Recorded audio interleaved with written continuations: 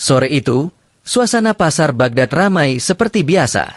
Pedagang kurma berteriak menawarkan buah manis. Penjual kain mengibaskan gulungan sutra, sementara anak-anak kecil berlarian sambil tertawa riang. Bau roti panggang bercampur dengan aroma rempah membuat udara pasar semakin hidup. Namun tiba-tiba, hiruk-pikuk itu terhenti ketika seorang lelaki berwajah tegas, berjanggut lebat, dan berjubah putih panjang masuk ke pasar. Dialah Syekh Abdul Jabbar, ulama Wahabi yang terkenal keras dan tajam lidahnya. Langkah Syekh Abdul Jabbar mantap. Di tangannya ada tongkat kayu panjang. Sorbannya berkilau putih, matanya menyapu kerumunan dengan penuh wibawa. Orang-orang yang melihat langsung berbisik-bisik. Itu Syekh Abdul Jabbar. Dia yang suka bilang amalan kita bid'ah. Hati-hati, nanti bisa kena semprot. Benar saja. Baru beberapa langkah, Syekh Abdul Jabbar sudah mendengar lantunan doa dari rumah seorang warga. Rupanya, di rumah itu sedang diadakan tahlilan untuk mendoakan tetangga yang baru saja meninggal. Orang-orang duduk melingkar, sebagian membaca surat Yasin, sebagian melantunkan tasbih, dan sebagian lagi hanya menundukkan kepala sambil berdoa. Mata Syekh Abdul Jabbar langsung melotot. Ia menghentakkan tongkatnya ke tanah keras-keras, hingga membuat semua orang terdiam. Berhenti! Apa yang kalian lakukan ini? Suaranya menggema keras. Warga yang sedang berdoa saling berpandangan. Ada yang gemetar, ada yang menunduk malu, ada pula yang berani menjawab lirih. Kami sedang mendoakan tetangga kami yang wafat. Wahai Syekh! Syekh Abdul Jabbar mengangkat tongkatnya tinggi-tinggi. Ini semua bid'ah. Sesat. Tidak pernah ada tahlilan di zaman Rasulullah. Kalian menambah-nambah agama dengan tradisi kafir. Suasana menjadi kacau. Anak-anak bersembunyi di balik kaki orang tua mereka, sementara kaum ibu mulai berbisik panik. Beberapa lelaki ingin membantah, tapi takut dengan sorot mata tajam Syekh Abdul Jabbar. Di tengah ketegangan itu, tiba-tiba terdengar suara santai, agak jenaka, namun penuh percaya diri. Wahai Syekh Abdul Jabbar, apa salahnya orang berkumpul membaca doa? Bukankah doa itu perintah Allah? Semua kepala menoleh. Dari gang sempit, muncullah seorang lelaki berwajah licik tapi teduh, berjenggot tipis, bersorban lusuh, dan berjubah coklat sederhana. Dialah Abu Nawas. Wajahnya penuh senyum nakal seakan-akan ia sudah tahu akhir dari cerita ini. Abu Nawas, bisik warga dengan lega, seolah penyelamat sudah tiba. Syekh Abdul Jabbar langsung menunjuk Abu Nawas dengan tongkatnya. Kau lagi. Abu Nawas, jangan ikut campur. Ini urusan agama serius, bukan bahan candaanmu. Abu Nawas berjalan santai, sambil memungut kurma jatuh dari meja dagang dan mengunyahnya. Wahai Syekh, bukankah agama juga harus dibicarakan dengan akal sehat? Kalau cuma teriak bid'ah-bid'ah, nanti yang bid'ah bukan amalan kami, tapi suara tenggorokanmu yang rusak karena kebanyakan teriak. Orang-orang langsung tertawa, meski sebagian menutup mulut supaya tidak terlihat oleh Syekh. Syekh Abdul Jabbar mendengus keras. Jangan bercanda, Abu Nawas. Aku serius. Segala sesuatu yang tidak ada di zaman Rasulullah adalah bid'ah. Dan setiap bid'ah itu sesat. Abu Nawas berhenti mengunyah, lalu mengangguk-angguk pura-pura kagum. Oh, begitu. Jadi menurutmu, semua yang tidak ada di zaman Rasulullah itu bid'ah? Benar, jawab Syekh Abdul Jabbar dengan tegas. Abu Nawas menoleh ke warga, lalu menunjuk sorban putih yang rapi di kepala Syekh. Wahai warga, lihatlah. Sorban Syekh ini dijahit dengan jarum besi. Padahal di zaman Rasulullah orang menjahit dengan duri pohon. Apa ini bid'ah juga? Warga langsung cekikikan. Syekh Abdul Jabbar terdiam sejenak, lalu berkata, itu perkara dunia, Abu Nawas. Jangan samakan dengan urusan ibadah. Abu Nawas mengangguk lagi. Oh, perkara dunia boleh berbeda, ya? Kalau begitu, membaca doa yang isinya ayat Quran dan zikir juga boleh dengan cara berbeda, selama intinya tetap ibadah. Atau, menurutmu Allah hanya menerima doa yang sesuai formatmu saja? Apakah Allah duduk menunggu standarisasi versi Syekh Abdul Jabbar? Warga tak kuasa menahan tawa. Beberapa orang bahkan berseru, betul juga itu. Wajah Syekh Abdul Jabbar semakin merah. Kau mempermainkan agama, Abu Nawas. Kalau berani, mari kita debat di masjid malam ini. Biar semua orang tahu siapa yang benar. Abu Nawas menyeringai lebar. Tentu, Wahai Syekh, aku akan datang. Tapi tolong sediakan teh panas dan kurma di masjid. Supaya kalau kau kalah debat, masih ada yang manis untuk menghiburmu. Gelak tawa pecah semakin keras. Syekh Abdul Jabbar mendengus, lalu berbalik pergi dengan jubah berkibar. Warga pun mulai membicarakan duel yang akan terjadi malam itu. Wah, pasti seru malam ini. Abu Nawas lawan Syekh Abdul Jabbar. Masjid akan lebih ramai dari pasar Baghdad. Abu Nawas hanya tersenyum licik sambil berbisik pelan. Jangan khawatir, wahai warga. Lidahku lebih tajam dari tongkat Syekh itu. Mari kita lihat, siapa yang akan terpleset duluan. Dan benar saja, kabar tentang debat malam itu menyebar ke seluruh desa. Malam nanti, bukan hanya jamaah masjid yang datang, tapi juga pedagang, anak muda, bahkan kaum ibu yang ingin tahu bagaimana Abu Nawas menghadapi Syekh Abdul Jabbar. Malam itu, masjid desa dipenuhi orang. Sejak azan Isya berkumandang, warga sudah berduyun-duyun datang, bukan hanya untuk sholat berjamaah, tapi juga karena penasaran dengan janji dua lidah antara Syekh Abdul Jabbar dan Abu Nawas. Biasanya, setelah Isya, masjid cepat lengang. Tapi malam ini, suasana berbeda. Jamaah tidak ada yang pulang. Laki-laki duduk di saf depan, sementara anak-anak muda berdesakan di belakang. Bahkan kaum ibu duduk di serambi masjid, rela kedinginan demi menyaksikan perdebatan seru. Di mihrab, Syekh Abdul Jabbar berdiri tegak.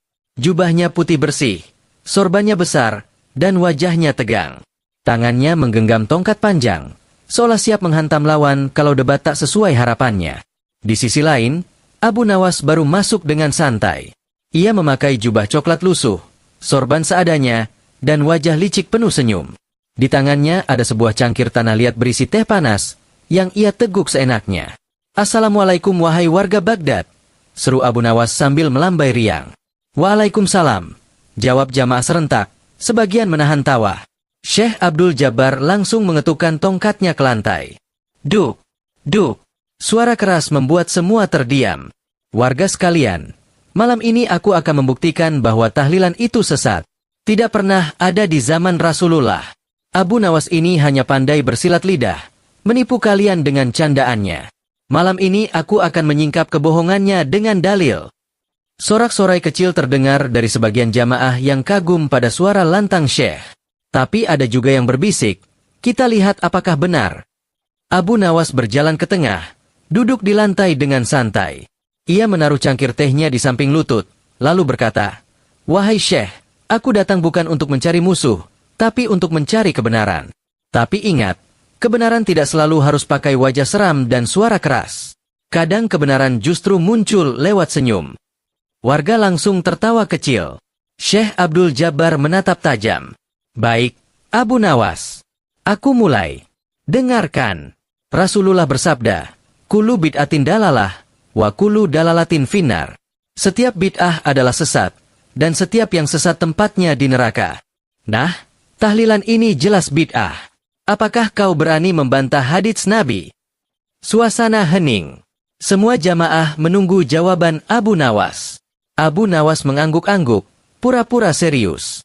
Wahai Syekh, aku setuju dengan hadits itu. Tapi apakah semua hal baru itu bid'ah? Kalau begitu, mikrofon yang kau pakai saat khutbah Jumat juga bid'ah. Rasulullah tidak pernah pakai mikrofon. Apa khutbahmu juga sesat? Warga langsung riuh. Beberapa sampai menepuk paha menahan tawa. Syekh Abdul Jabbar buru-buru menjawab, itu perkara dunia. Jangan disamakan dengan ibadah. Abu Nawas tersenyum. Oh, begitu. Jadi kalau perkara dunia boleh berubah, kenapa perkara ibadah tidak boleh berubah cara? Bukankah isi tahlilan itu doa, zikir, membaca Quran? Itu semua inti ibadah. Apa karena dibaca bersama-sama, lantas jadi sesat? Kalau begitu, besok larang juga sholat berjamaah. Bukankah sholat bisa sendiri? Warga bersorak, betul juga. Wajah Syekh Abdul Jabbar mulai merah. Ia segera mengangkat tangannya lagi. Tidak bisa, Abu Nawas. Doa untuk orang mati hanya dari anaknya. Rasulullah bersabda, apabila anak Adam mati, amalnya terputus kecuali 3, sedekah jariah, ilmu bermanfaat, dan doa anak syalih. Itu artinya doa orang lain sia-sia. Abu Nawas mengelus jenggotnya. Wahai Syekh, Kalau begitu kita tidak perlu lagi sholat jenazah berjamaah. Bukankah dua imam jenazah itu bukan anak kandung mayit? Kalau dua orang lain sia-sia, berarti sholat jenazah juga sia-sia. Apakah engkau berani bilang begitu di depan warga? Semua jamaah langsung ribut. Ada yang berseru, Masya Allah, benar juga. Ada pula yang tertawa sampai terbungkuk. Syekh Abdul Jabbar terlihat kaget. Ia mencoba mencari kata-kata, tapi suaranya tercekat. Abu Nawas menambahkan dengan santai, jangan lupa, Quran sendiri memerintahkan kita berdoa, Rabbana ikfir lana wali ihwanina aladzina sabakuna beyal iman. Ya Allah, ampunilah kami dan saudara-saudara kami yang telah beriman sebelum kami. Nah, doa ini jelas untuk orang mati juga. Apakah Quran mengajarkan sesuatu yang sia-sia? Jamaah semakin riuh, bahkan ada yang bersorak, hidup Abu Nawas. Syekh Abdul Jabbar mengetukkan tongkatnya keras-keras. Diam! Diam semua! Jangan terpengaruh lidah licik Abu Nawas. Suasana masjid hening sejenak. Syekh menghela napas panjang, lalu berkata, Abu Nawas, tahlilan hanyalah alasan untuk pesta makan. Orang-orang sengaja bikin doa bersama supaya bisa makan gratis. Itu bukti kalau ini bukan ibadah, tapi pesta perut. Orang-orang terdiam, sebagian mengangguk, merasa ada benarnya.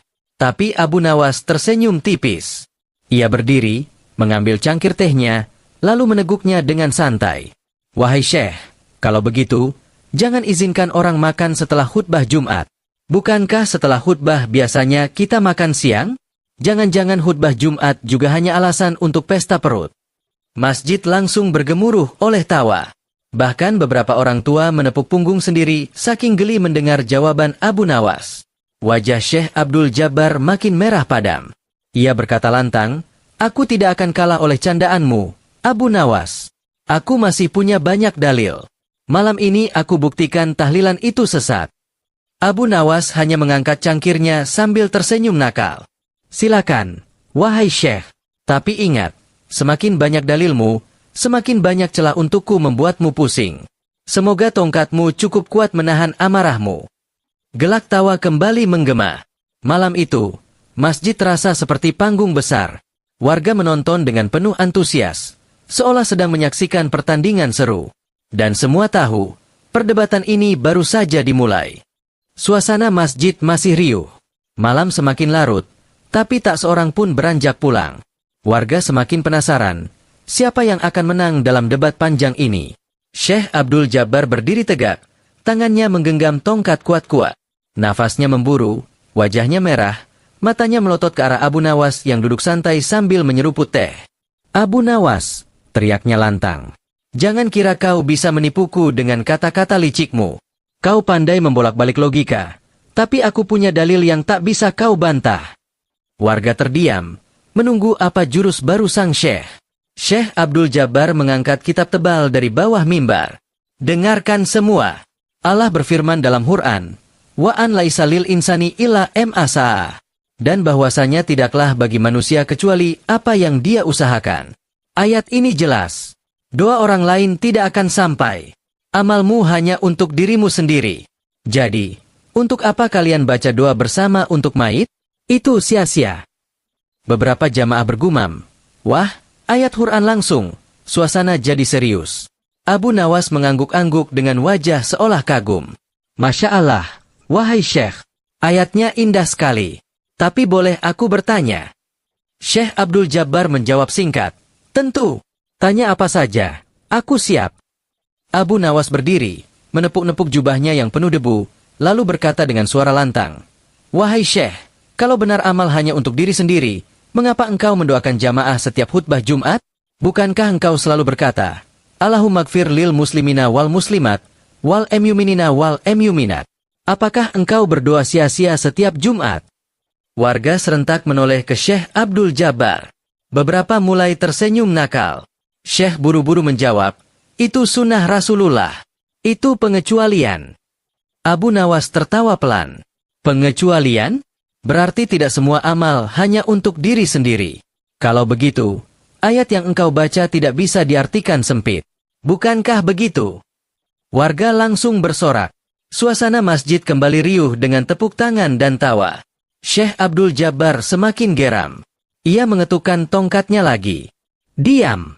Kalian hanya tertawa. Tidak paham ilmu. Abu Nawas ini bukan ulama, hanya badut yang pandai bicara. Abu Nawas mendekat dengan wajah polos. Wahai Syekh, kalau aku badut, berarti engkau sedang berdebat dengan badut. Bukankah itu lebih memalukan bagimu? Gelak tawa meledak lebih keras. Beberapa pemuda bahkan berguling di lantai menahan perut. Syekh Abdul Jabbar menghela nafas panjang. Ia mencoba menahan diri. Lalu dengan suara lebih tenang ia berkata, Abu Nawas, baiklah. Aku tanya padamu, kalau tahlilan itu baik, mengapa Rasulullah tidak pernah mencontohkannya? Bukankah agama ini sempurna di zaman beliau? Tidak perlu ditambah-tambah. Abu Nawas mengangguk pelan. Pertanyaan bagus, wahai Syekh. Tapi aku juga ingin bertanya. Kalau begitu, mengapa engkau pakai jam tangan? Rasulullah tidak pernah pakai jam tangan. Apakah itu berarti engkau menambah-nambah agama? Jam tangan urusan dunia, bentak Syekh. Loh, sahut Abu Nawas, tahlilan juga urusan dunia. Bentuknya saja berbeda, tapi isinya tetap ibadah. Doa, zikir, baca Quran. Seperti jam tangan, bentuknya baru, tapi tujuannya tetap untuk mengatur waktu sholat. Apakah jam tangan jadi bid'ah terlarang? Tentu tidak. Begitu juga tahlilan. Bentuknya baru, tujuannya sama, doa untuk orang mati. Kalau engkau larang, berarti engkau melarang doa juga. Masjid bergemuruh lagi. Warga semakin yakin Abu Nawas selalu punya jawaban. Syekh Abdul Jabbar merasa terdesak. Ia melotot sambil berkata, kau hanya pintar berputar-putar. Aku tanya satu lagi. Kalau tahlilan itu benar, mengapa isinya ada bacaan tertentu? Ada 7 hari, 40 hari, 100 hari? Itu semua dari mana? Bukankah itu hanya kebiasaan orang, bukan agama? Abu Nawas mengusap jenggotnya, lalu mendekat ke arah Syekh. Wahai Syekh, izinkan aku bertanya. Apakah engkau selalu sholat tarawih 20 rakaat di bulan Ramadan? Tentu. Itu sunnah, jawab Syekh tegas. Abu Nawas tersenyum nakal. Tapi Rasulullah tidak pernah sholat tarawih 20 rakaat. Beliau hanya beberapa malam, tidak menetapkan jumlah tertentu. Tarawih 20 rakaat adalah kebiasaan yang diatur oleh para sahabat. Kalau begitu, apa tarawihmu juga bid'ah sesat? Warga masjid terperangah. Ada yang berbisik, waduh, kena lagi Syekh. Syekh Abdul Jabbar terdiam sejenak. Lalu berkata gagap, itu ijtihad sahabat. Benar, kata Abu Nawas cepat. Dan tahlilan adalah ijtihad umat, hasil musyawarah ulama, demi mendoakan orang mati. Kalau ijtihad sahabat boleh, kenapa ijtihad umat setelahnya tidak boleh? Jangan-jangan engkau pilih-pilih bid'ah sesuai seleramu. Ledakan tawa kembali memenuhi masjid. Syekh Abdul Jabbar kini benar-benar murka. Ia menghentakkan tongkatnya ke lantai keras sekali. Duk! Tongkatnya sampai retak. Wajahnya memerah. Napasnya memburu. Abu Nawas, jangan menghina aku. Aku bicara dengan ilmu, bukan dengan kelicikan. Abu Nawas pura-pura terkejut, lalu berkata dengan nada lembut, wahai Syekh, aku tidak menghina. Aku hanya menunjukkan kalau engkau kadang lupa pada logika sederhana. Jangan marah, nanti warga mengira engkau kalah. Gelak tawa kembali meledak. Malam itu, suasana masjid benar-benar seperti pasar malam. Ada yang tertawa keras, ada yang bertepuk tangan, ada juga yang mengangguk serius karena mendapat pencerahan. Dan satu hal jelas, perdebatan belum selesai. Abu Nawas masih menyimpan banyak jurus licik, dan Syekh Abdul Jabbar masih belum mau mengaku kalah. Malam kian larut, namun masjid tetap penuh sesak. Lampu-lampu minyak yang tergantung di langit-langit hampir padam karena asapnya menebal. Tapi tidak ada seorang pun yang beranjak. Semua terhipnotis oleh debat yang semakin panas. Syekh Abdul Jabbar terlihat gusar. Tongkatnya kini ia letakkan di samping, karena retaknya membuat ia kesal setiap kali menatapnya. Sementara itu, Abu Nawas duduk bersila dengan santai, bahkan sesekali menguap seolah perdebatan ini hanya hiburan baginya. Abu Nawas. Syekh akhirnya bersuara dengan nada lantang. Aku sudah cukup sabar dengan lidahmu yang tajam. Sekarang aku tanya, mengapa kalian membuat tradisi yang tidak ada di zaman Rasulullah? Tahlilan, kenduri, doa 7 hari, 40 hari, semua itu bid'ah. Agama ini sudah sempurna. Tidak perlu ditambah-tambah lagi. Jamaah yang tadinya gaduh, mendadak hening. Pertanyaan itu memang sering mereka dengar. Bahkan sebagian diam-diam merasa bimbang. Abu Nawas mengangguk-angguk pelan. Ia meneguk teh yang sudah mulai dingin, lalu berkata dengan suara tenang, "Wahai Syekh, aku ingin memastikan dulu. Engkau yakin agama ini sudah sempurna? Tidak perlu ada tambahan apapun?" "Tentu," jawab Syekh tegas. "Baik." Abu Nawas tersenyum. "Kalau begitu, mengapa engkau masih menulis kitab? Bukankah Rasulullah tidak pernah menulis kitab tafsir, kitab fikih, atau kitab hadis dalam bentuk kumpulan? Semua itu datang setelah beliau wafat. Apakah kitabmu itu tambahan agama?" Warga serentak menoleh ke Syekh. Suara gumaman terdengar di sana-sini. "Itu hanya penjelasan," bantah Syekh cepat. Abu Nawas mengangguk santai. "Begitu juga tahlilan. Itu penjelasan, bukan tambahan agama. Bentuknya tradisi, tapi isinya doa. Sama halnya kitab, bentuknya baru, tapi isinya menjelaskan agama. Kalau kitab boleh, kenapa tahlilan tidak boleh?" Gelak tawa dan tepuk tangan menggema lagi.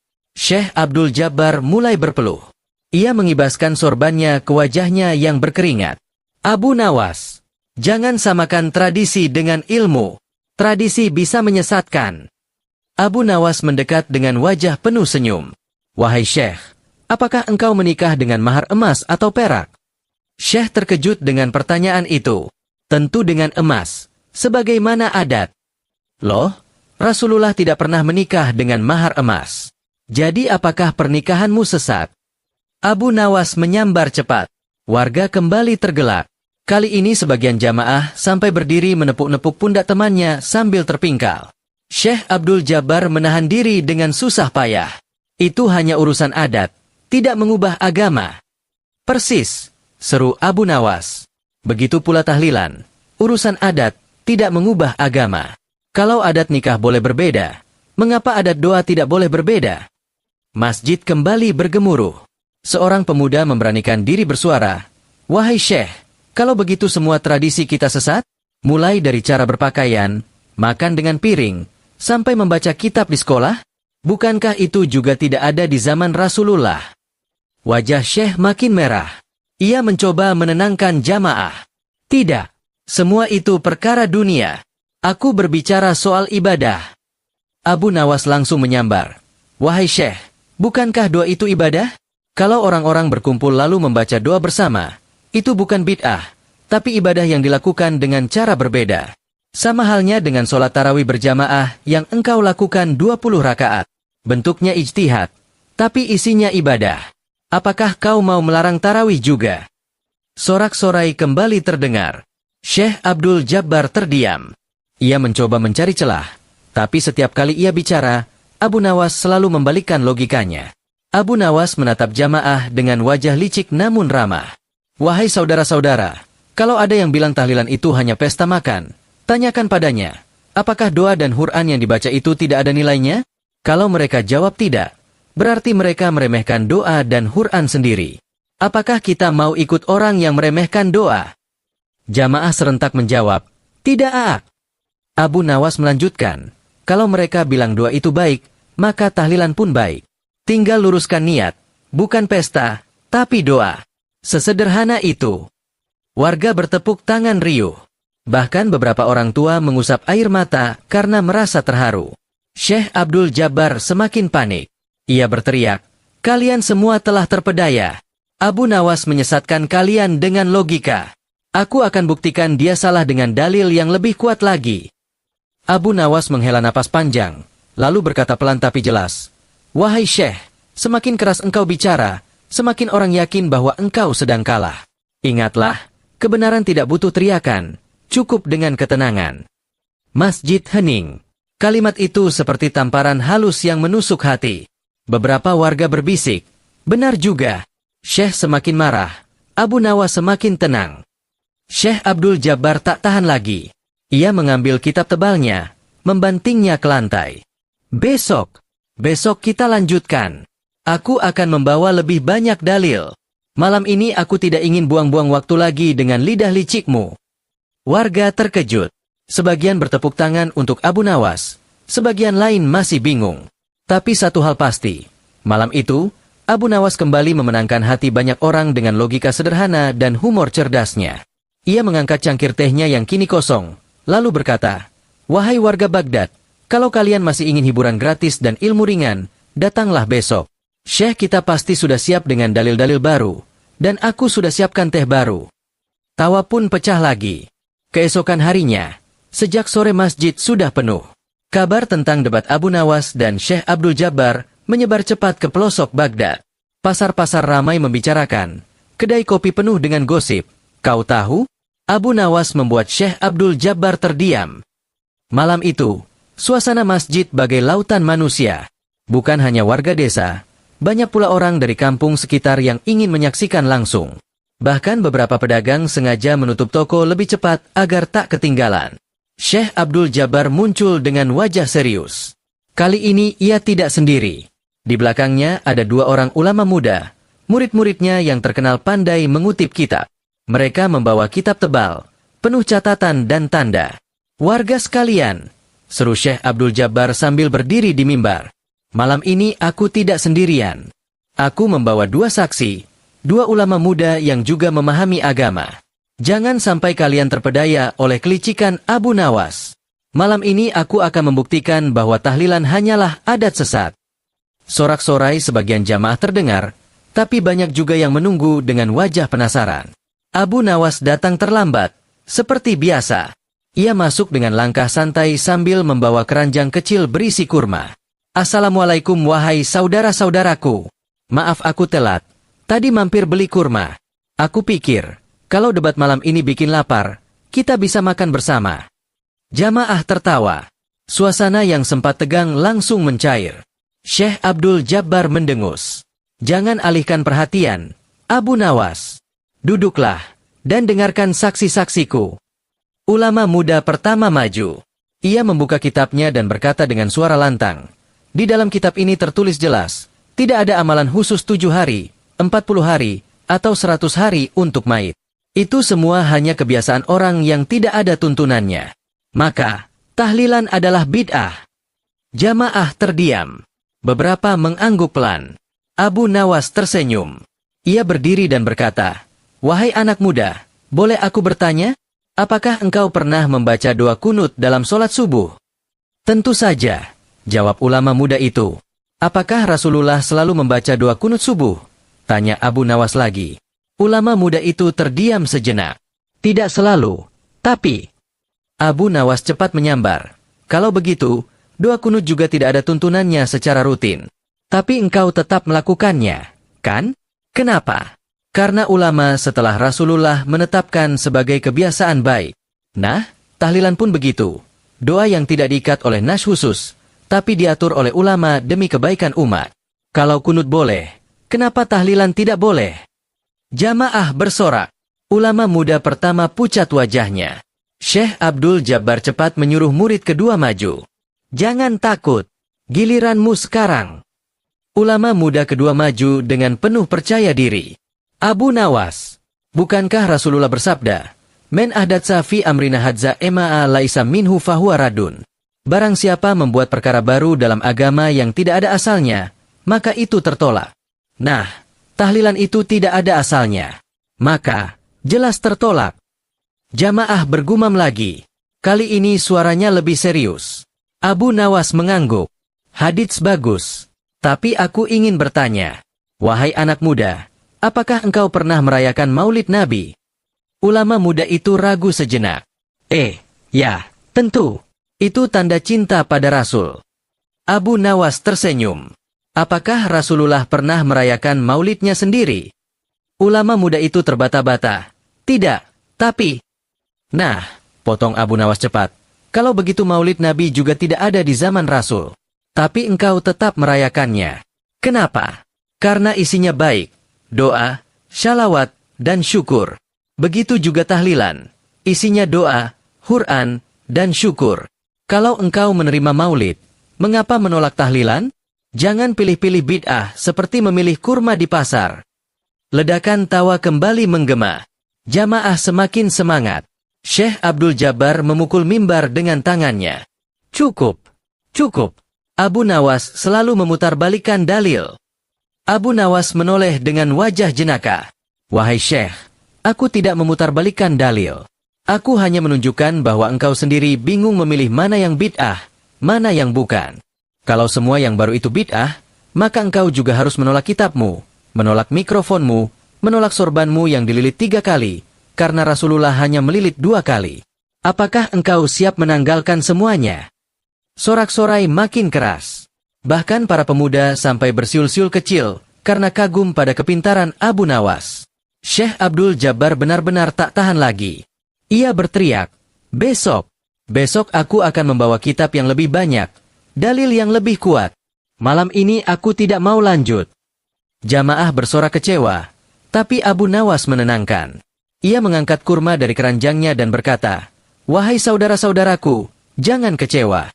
Kalau debatnya batal, kita bisa makan kurma bersama. Ingat, doa pun bisa sambil makan. Gelak tawa kembali pecah. Malam itu berakhir dengan jamaah yang saling berbagi kurma sambil membicarakan betapa lihainya Abu Nawas menghadapi Syekh Abdul Jabbar. Dan semua tahu, esok hari akan lebih panas. Perdebatan antara Abu Nawas dan ulama Wahabi sudah berlangsung cukup lama. Orang-orang kampung yang menonton semakin banyak. Bahkan ada yang membawa bangku kecil agar bisa duduk nyaman. Suasana pasar berubah menjadi seperti panggung pertunjukan terbuka. Ulama Wahabi mulai terlihat sedikit gusar. Wajahnya memerah, peluh di kening menetes. Ia tidak menyangka bahwa Abu Nawas mampu menjawab semua serangannya dengan logika yang tajam sekaligus kelucuan yang memancing tawa. Abu Nawas, teriak ulama itu sambil menghentakkan tongkatnya ke tanah. Jangan kau pandai berkelit dengan kata-kata. Aku ingin jawaban yang jelas. Tahlilan itu ada atau tidak pada zaman Rasulullah? Kerumunan serentak terdiam, menunggu jawaban. Abu Nawas justru menggaruk kepala, lalu berkata dengan nada santai. Wahai tuan ulama, coba saya balik bertanya. Apakah zaman Rasulullah ada mikrofon seperti yang sering digunakan di masjid sekarang? Ulama Wahabi tercengang. Tentu tidak ada. Itu benda modern. Loh, sahut Abu Nawas sambil tersenyum lebar. Kalau begitu, apakah sholat jamaah yang pakai pengeras suara jadi bid'ah juga? Rasulullah tidak pernah pakai mikrofon. Loh. Orang-orang kampung langsung meledak tertawa. Bahkan beberapa ada yang sampai menepuk-nepuk bahu temannya karena terlalu geli. Ulama Wahabi berusaha menahan diri, lalu berkata, itu berbeda. Mikrofon hanya alat, tidak mengubah ibadah. Ah, begitu ya. Abu Nawas mengangguk-angguk pura-pura paham. Kalau begitu tahlilan juga sama. Itu hanyalah cara, wadah, alat untuk mendoakan orang yang sudah wafat. Doa-doa di dalamnya sesuai sunnah. Membaca Al-Fatihah, Yasin, zikir, tahlil, syalawat. Apakah itu semua dilarang? Wajah ulama Wahabi semakin merah. Ia ingin membantah, tapi lidahnya tercekat. Orang-orang mulai berbisik-bisik. Abu Nawas pintar sekali menjawab. Namun ulama itu tidak mau kalah. Ia menatap tajam dan berkata lantang, Abu Nawas, semua alasanmu hanyalah permainan kata.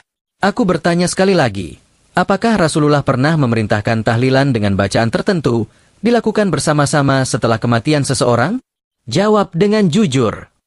Abu Nawas tersenyum nakal, lalu mendekatkan wajahnya sedikit sambil berkata pelan tapi jelas, Wahai Tuan, apakah Rasulullah pernah melarangnya? Seketika hening. Semua orang menunggu jawaban. Ulama Wahabi terdiam beberapa saat, lalu berusaha mencari kata-kata. Tapi sebelum sempat berbicara, Abu Nawas melanjutkan. Kalau begitu, jika Rasulullah tidak melarang, dan doa itu isinya kebaikan, kenapa harus kau haramkan?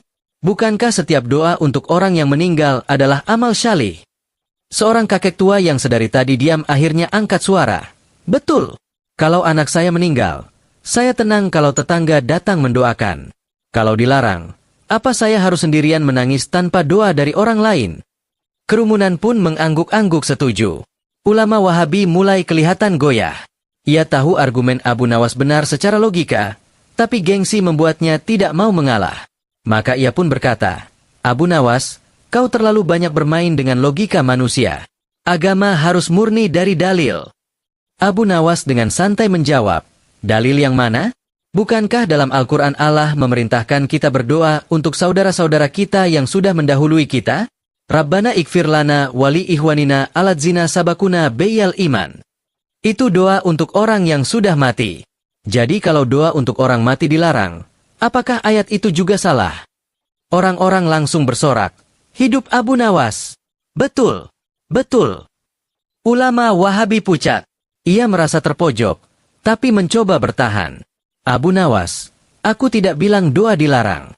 Tapi aku tidak setuju doa dijadikan acara dengan makanan, dengan kumpul-kumpul. Itu bid'ah. Abu Nawas tertawa kecil, lalu berkata, kalau begitu, saya ingin tanya satu hal.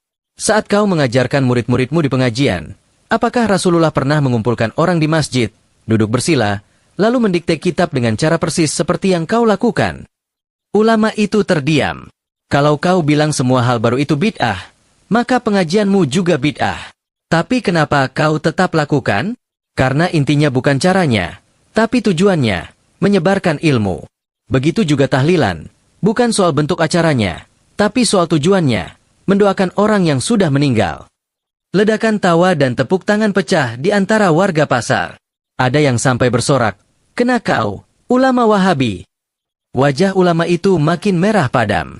Namun kali ini, ia tidak segera membalas. Ia sadar bahwa setiap kata Abu Nawas mengenai tahlilan selalu punya logika yang sulit disanggah. Kerumunan makin ramai. Sebagian mulai bersorak-sorai mendukung Abu Nawas. Anak-anak kecil berlarian, para pedagang lupa menjaga dagangan mereka. Bahkan ada yang rela meninggalkan lapak hanya untuk melihat jalannya perdebatan. Abu Nawas menepuk pundak ulama itu dan berkata dengan nada bersahabat, jangan marah, wahai Tuan. Kita berdebat bukan untuk menjatuhkan, tapi untuk mencari kebenaran. Kalau memang ada cara mendoakan yang lebih baik, silakan. Tapi jangan mudah menghukum sesama muslim hanya karena berbeda cara. Ulama Wahabi terdiam, menunduk, namun gengsi tetap menahannya untuk mengakui kekalahan. Sementara orang-orang kampung semakin yakin bahwa Abu Nawaslah yang benar. Suasana pasar hari itu seakan berubah menjadi festival tawa dan pelajaran hidup. Semua orang tidak hanya terhibur, tapi juga mendapat pemahaman bahwa agama seharusnya memudahkan, bukan menyulitkan. Asar yang tadinya sekadar ramai oleh jual beli, kini sudah benar-benar berubah menjadi arena debat terbuka. Orang-orang berdesakan, beberapa pedagang bahkan naik ke atas gerobak dagangannya agar bisa melihat lebih jelas. Abu Nawas berdiri santai dengan tangan bersedekap, sementara ulama Wahabi tampak gelisah namun belum mau mengaku kalah. Abu Nawas, seru ulama itu keras, kau licik, kau pandai memelintir logika. Tapi aku punya dalil yang jelas. Rasulullah bersabda, Kullu bid'atin dalalah, wa kullu dalalatin finnar. Setiap bid'ah itu sesat, dan setiap yang sesat tempatnya di neraka. Jadi, tahlilan jelas bid'ah, dan berarti sesat. Kerumunan pun riuh.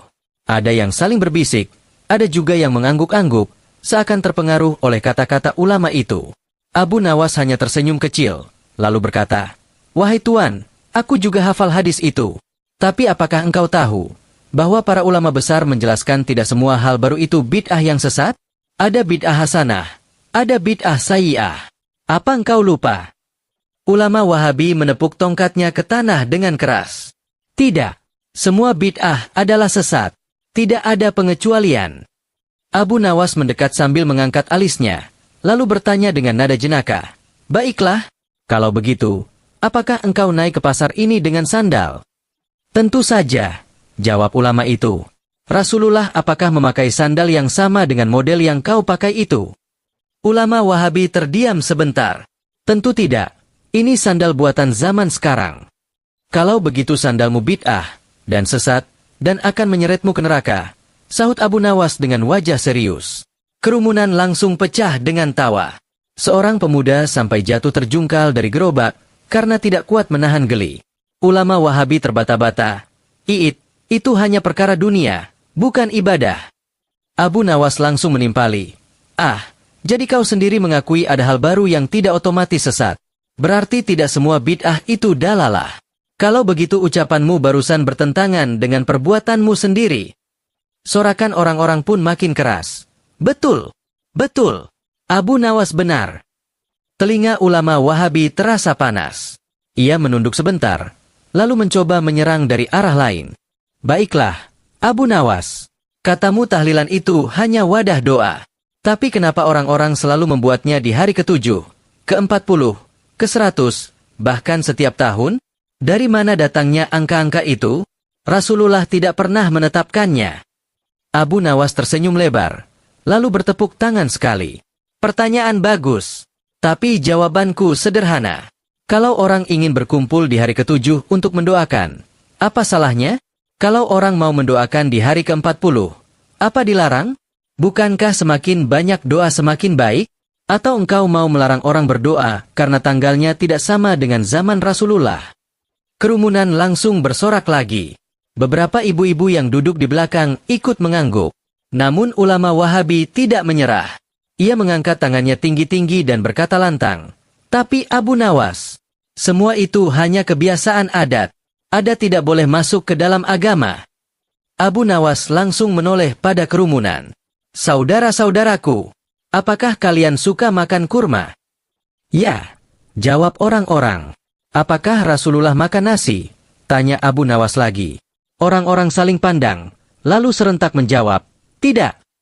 "Nah," Abu Nawas mengangguk-angguk, "kita di sini makan nasi karena itu adat kita. Kalau adat tidak boleh masuk dalam kehidupan beragama, maka kita harus buang nasi dan makan kurma saja. Apakah kalian setuju?" "Tidak," teriak warga serempak, sambil tertawa terbahak-bahak. Wajah ulama Wahabi makin memerah. Ia sadar Abu Nawas selalu mampu membalik logikanya sendiri. "Abu Nawas," katanya setengah berteriak, "kau hanya pandai mempermalukanku di depan orang banyak. Tapi jawab pertanyaan terakhir ini. Jika tahlilan memang baik, kenapa para sahabat Nabi tidak pernah melakukannya?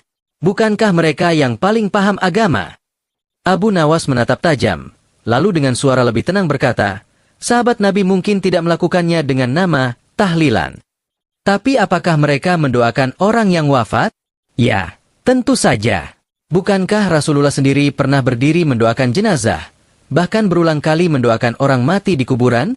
Jadi kalau isinya doa, apa salahnya kita berkumpul untuk itu?" Kerumunan semakin heboh. Beberapa orang sampai bertepuk tangan. Ada juga yang bersiul-siul seakan menonton pertunjukan teater. Tapi Abu Nawas belum selesai. Ia mendekat ke arah ulama Wahabi dan berbisik cukup keras untuk didengar orang-orang di sekitar. "Atau mungkin engkau marah karena di acara tahlilan ada makanan gratis?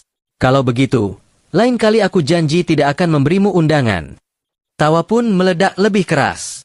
Ulama Wahabi menggertakkan gigi, wajahnya pucat sekaligus merah padam. Tapi ia tak bisa menjawab. Hari itu, orang-orang semakin yakin bahwa Abu Nawas tidak hanya lucu, tapi juga cerdas dalam membela tradisi yang penuh kebaikan. Debat di pasar itu kini sudah menjadi buah bibir seantero kota. Orang-orang yang awalnya hanya mampir membeli bawang atau kain, kini rela menunda urusan mereka demi melihat pertunjukan gratis antara Abu Nawas dan ulama Wahabi. Bahkan ada pedagang yang mulai menjual kacang rebus dan minuman dingin, sambil berseru, "Debat seru, kacang hangat, mari merapat, jangan lewat." Ulama Wahabi berdiri tegak dengan wajah yang sudah kusut. Ia merasakan gengsinya makin tergerus, tapi ia masih punya sedikit harapan untuk membalik keadaan. Ia pun mengangkat suara lantang, "Wahai Abu Nawas, kau mungkin pandai bersilat lidah, tapi agama bukanlah arena lawakan. Aku punya dalil yang lebih keras. Dengarkan baik-baik." Kerumunan terdiam. Abu Nawas memasang wajah serius, meski dalam hatinya sudah bersiap dengan trik licik yang khas. Ulama Wahabi melanjutkan, "Rasulullah bersabda, 'Men ahdat safi amrina hadza ma laisa minhu fahuwa radun.' Barang siapa membuat perkara baru dalam urusan kami yang bukan dari ajaran, maka ia tertolak." Nah, tahlilan tidak ada pada masa Nabi, berarti tertolak. Warga bergumam, sebagian tampak terpengaruh. Ulama itu merasa mendapat angin segar. Ia melangkah ke depan, mengacungkan jarinya ke arah Abu Nawas. "Buktikan kalau tahlilanmu bukan perkara baru yang ditolak." Abu Nawas tersenyum kecil, menghela napas panjang, lalu berkata, "Dalil yang kau bawa memang benar adanya. Tapi apakah kau tahu maksudnya? Rasulullah melarang membuat perkara baru yang bertentangan dengan agama, bukan perkara baru yang mendukung kebaikan." "Omong kosong," potong ulama Wahabi dengan lantang. Abu Nawas tetap tenang. Ia menoleh ke arah kerumunan dan bertanya, "Saudara-saudaraku, apakah Rasulullah pernah memakai kitab cetakan untuk mengajar? Apakah beliau pernah menulis mushaf dengan huruf cetak modern?" "Tidak," Jawab orang-orang. Lalu kenapa sekarang kita membaca mushaf cetak, bahkan di ponsel? Tanya Abu Nawas sambil mengangkat alisnya. Kerumunan terdiam sebentar, lalu tertawa. Apakah itu tertolak? Apakah itu sesat? Lanjut Abu Nawas dengan nada menggoda. Tidak, teriak seseorang dari kerumunan. Nah, kata Abu Nawas, itulah maksudnya. Selama isinya tidak menyimpang dari agama, maka cara baru itu sah-sah saja. Tahlilan isinya doa, zikir, syalawat, bacaan Al-Quran. Bagaimana bisa doa kepada Allah dianggap tertolak? Sorak-sorai pun pecah. Wajah ulama Wahabi memerah, tangannya bergetar memegang tongkat. Ia benar-benar kehabisan kata, tapi masih berusaha bertahan. Abu Nawas, kau memutarbalikkan kata-kata. Tahlilan itu hanya jadi ajang makan-makan. Orang berdoa sebentar, lalu sibuk mengisi perut. Apa itu ibadah? Kerumunan kembali bergemuruh.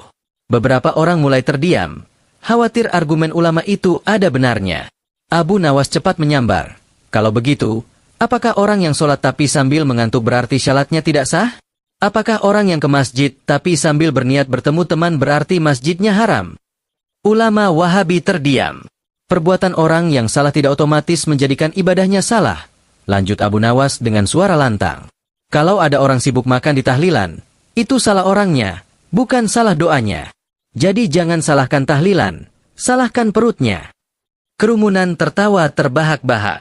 Ada yang sampai menepuk paha, ada juga yang berseru, Abu Nawas memang jagoan.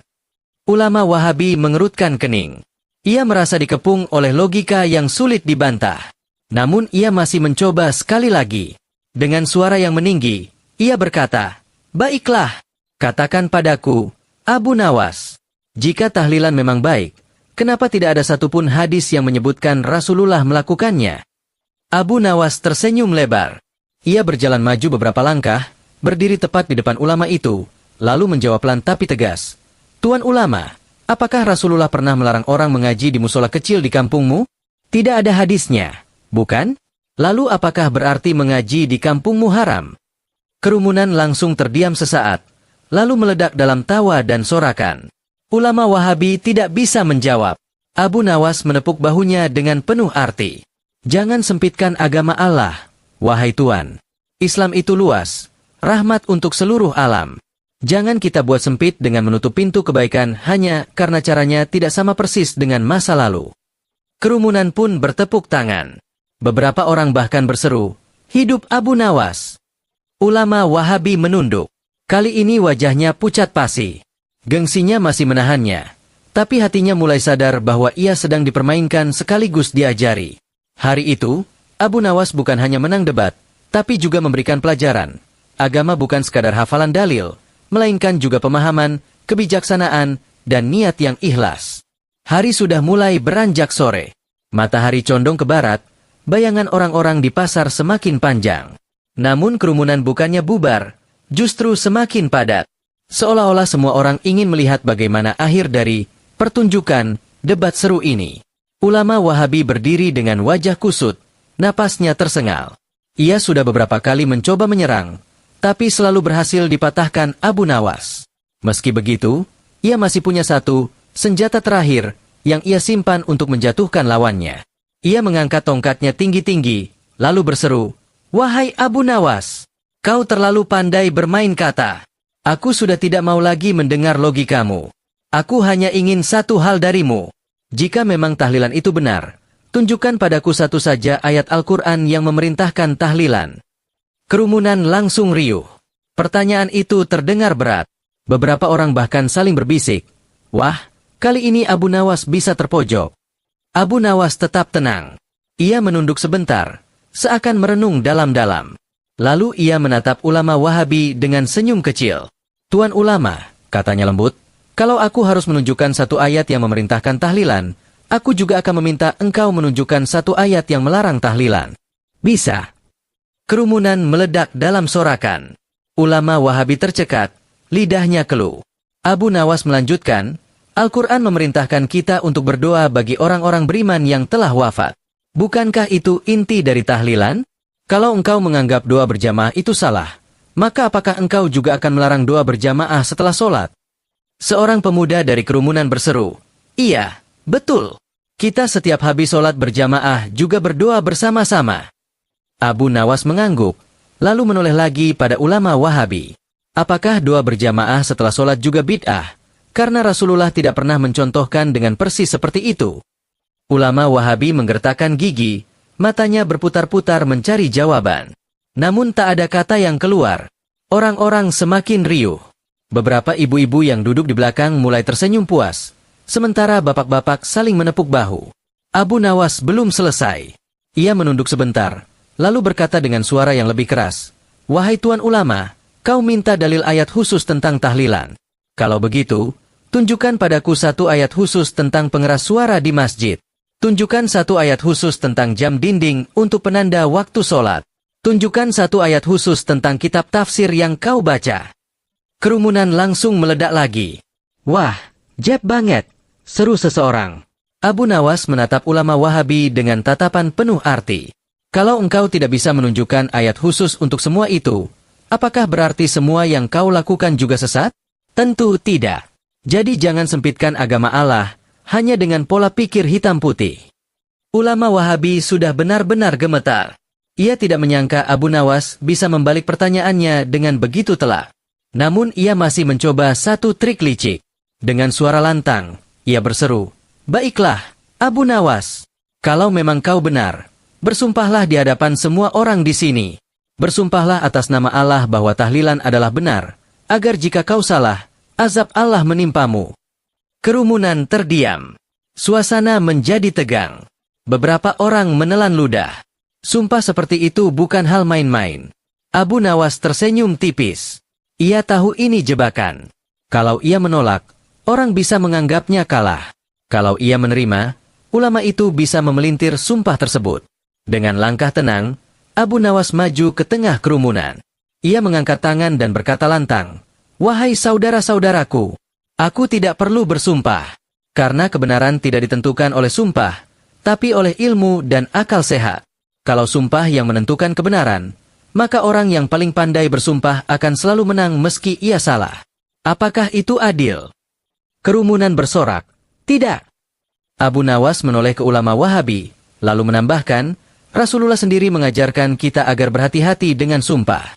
Jadi jangan main-main dengan nama Allah hanya untuk menang debat. Itu lebih berbahaya daripada tahlilan yang kau tuduh bid'ah." Sorakan menggema lagi, kali ini lebih keras dari sebelumnya. Orang-orang bersorak, bertepuk tangan, bahkan ada yang berteriak, "Allahu Akbar! Hidup Abu Nawas!" Ulama Wahabi tampak makin pucat. Ia sadar bahwa triknya gagal total. Setiap serangan yang ia lancarkan, justru berbalik menghantam dirinya sendiri. Hari itu, semua orang di pasar menyaksikan sendiri bagaimana Abu Nawas bukan hanya mengalahkan lawannya, tapi juga menelanjangi logika kaku yang dipakai ulama itu.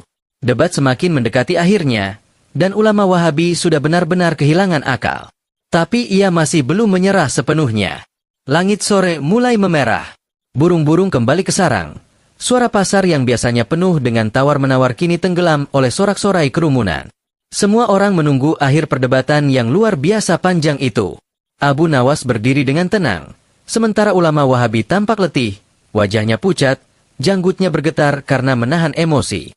Ia masih berusaha mengangkat tongkatnya, meski tangannya gemetar.